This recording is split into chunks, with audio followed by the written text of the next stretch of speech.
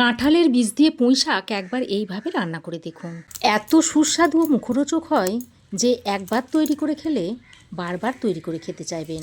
গরম ভাতের সাথে এই রেসিপি থাকলে আর কোনো কিছুরই দরকার হবে না। বাড়ির ছোট থেকে বড় সকলেই একেবারে আঙুল চেটে পুটে খাবে।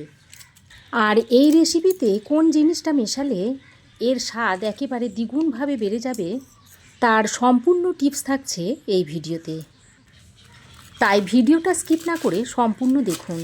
আশা করছি এই ভিডিও দেখার পরে আজকের পর থেকে যে কোনো শাক দিয়ে কাঁঠালের বীজের রেসিপি তৈরি করতে বাধ্য হবেন।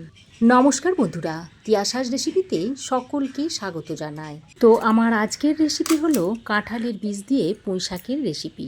তো এখানে আমি এক আঁটি মতো পুঁইশাক নিয়ে পুঁইশাকের ডাঁটা আর পাতাগুলোকে আলাদা করে নিয়েছি। তারপর ডাঁটাগুলোকে ছোট ছোট করে কেটে নিয়েছি আর পাতাগুলোকেও একটু ছোট করে কেটে নিয়েছি।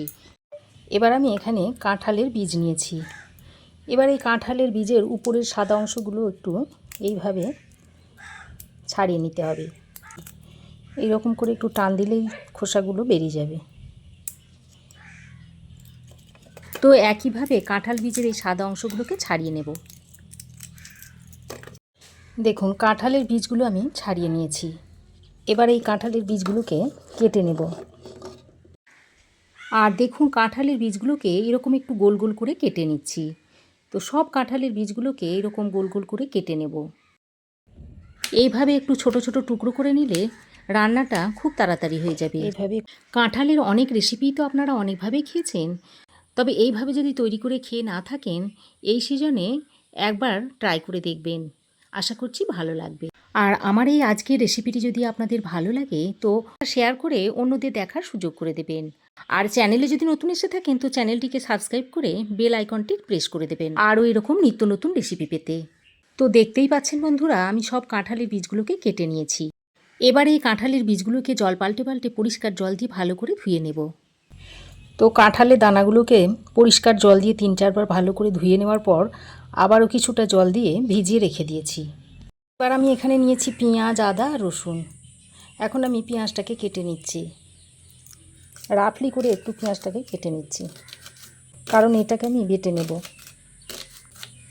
তো দেখুন পেঁয়াজটাকে কেটে নিয়েছি।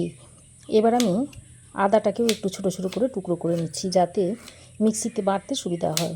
দেখুন আদা, পেঁয়াজ, রসুন সব কিছুই আমি ছোট ছোট করে কেটে নিয়েছি। এখন আমি এগুলোকে একটা মিক্সিং জারের মধ্যে ভরে নিয়েছি। কাটার আগে আমি সব কিছুকে ভালো করে ধুয়ে নিয়েছিলাম, তাই কাটার পরে আর ধোবার দরকার নেই। তো দেখুন সবগুলোকে একসঙ্গে করে সামান্য পরিমাণে একটু জল দিয়ে বেটে নেব।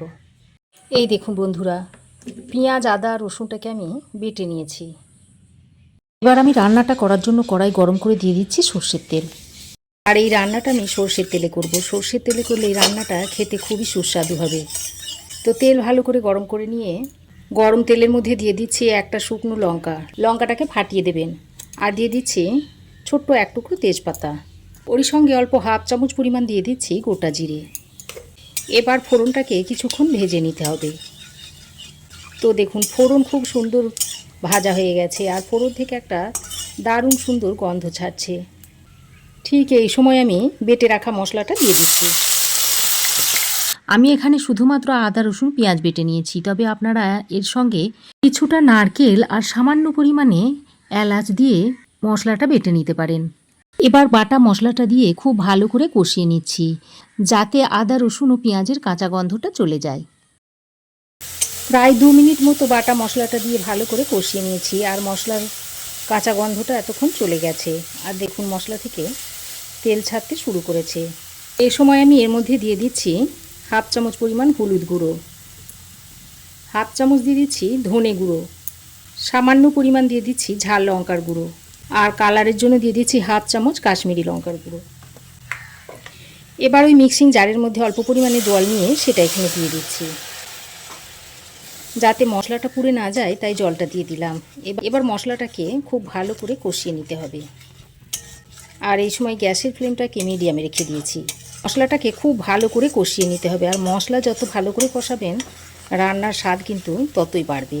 তো ভালো করে নেড়েচেড়ে মিশিয়ে নিয়ে এবার আমি একটা ঢাকনা লাগিয়ে মশলাটাকে কিছুক্ষণ কষিয়ে নিচ্ছি, এতে করে মশলা ভালো করে কষানো হয়।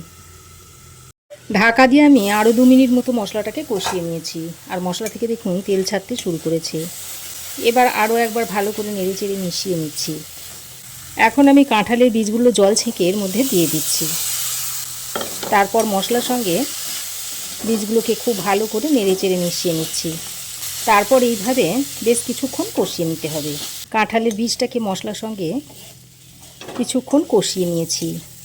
তারপর আমি এর মধ্যে দিয়ে দিচ্ছি পুঁইশাকের ডাঁটাগুলো। এখন আমি শাকটা দেব না, শাকটা আমি কিছুক্ষণ পরে দেব। প্রথমে ডাঁটাগুলোকে এই কাঁঠালের বীজের সঙ্গে ভালো করে কষিয়ে নেব, তারপর কিছুক্ষণ পর শাকগুলোকে দিয়ে দেব। এখন আমি একটু অল্প পরিমাণে গরম জল দিয়ে দিচ্ছি। এই গরম জলটা দিয়ে ডাঁটা আর কাঁঠাল বীজটাকে কিছুক্ষণ ভালো করে কষিয়ে নেব। 2-3 মিনিট মতো পুঁইশাকের ডাঁটা আর কাঁঠালের বীজটা একসঙ্গে করে ভালো করে কষিয়ে নিয়েছি। এবার আমি পুঁইশাকের পাতাগুলো দিয়ে দিচ্ছি।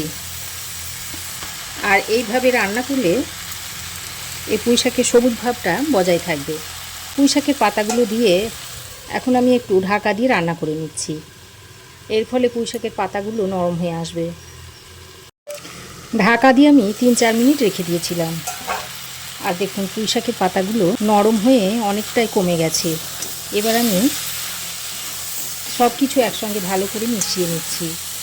এবার আমি গ্যাসের ফ্লেমটাকে একদম মিডিয়ামে রেখে এইভাবে ভালো করে নেড়েচেড়ে মিশিয়ে নিচ্ছি। তারপর ঢাকা দিয়ে দিয়ে শাকটাকে রান্না করে নেব।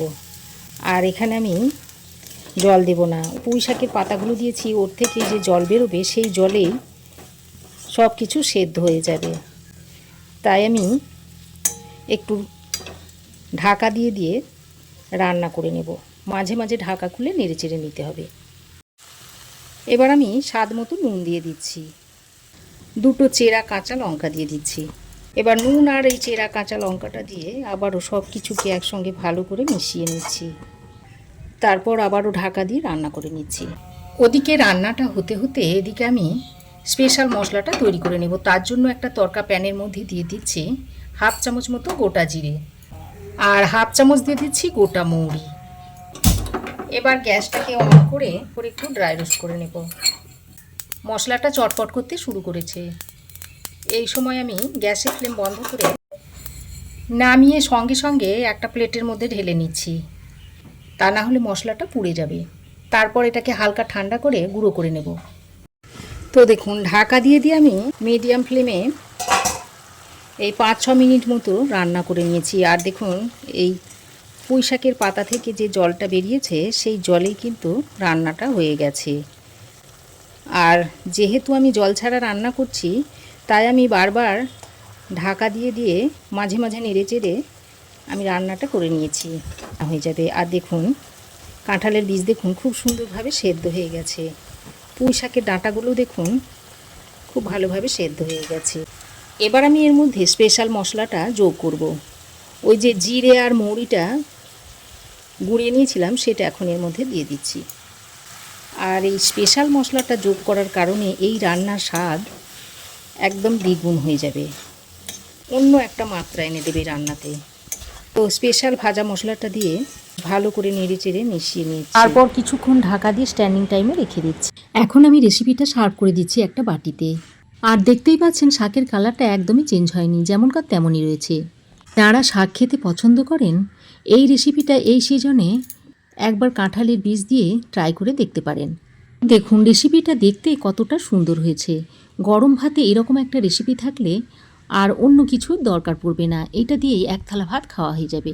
আজ তাহলে আসি, আবার দেখা হবে নতুন কোনো রেসিপি নিয়ে নেক্সট এপিসোডে। সে পর্যন্ত ভালো থাকবেন, সুস্থ থাকবেন। ধন্যবাদ।